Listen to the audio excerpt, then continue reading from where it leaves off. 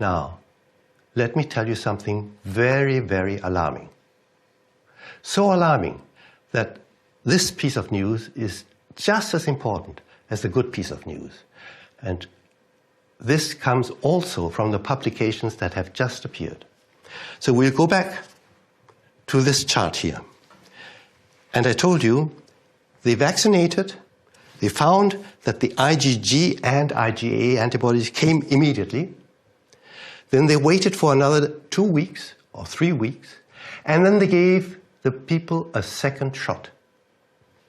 What did they see? They saw that the IgG and IgA levels immediately continued to rise, which is what a booster is supposed to do. However, now listen very carefully. Look at this. This is a vessel wall. This is your blood. It is now known that the genes that are injected into your body will enter the bloodstream, and it is absolutely certain now that these genes are going to enter the cells that line the vessel wall, because these are the cells that they contact.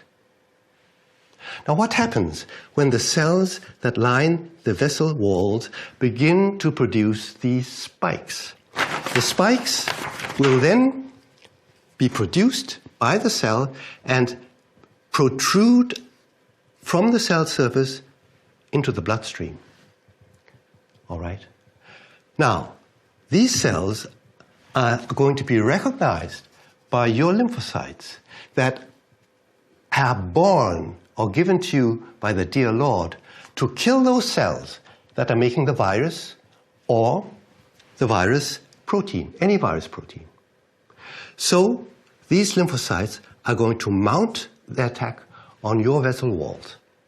This is the first way towards clot formation that, as we know, is happening all over the place, all over the world. Now, at the beginning, after the first vaccination, this danger is bad and is already terrible in itself if your killer lymphocytes start trying to kill you. But at that time, during the first 7 to 10 days, there are still no antibodies. There are not yet any antibodies. However, after 3 or 4 weeks, there are masses of antibodies all over the place in your blood. And if you dare to repeat this performance and start to put those spikes out,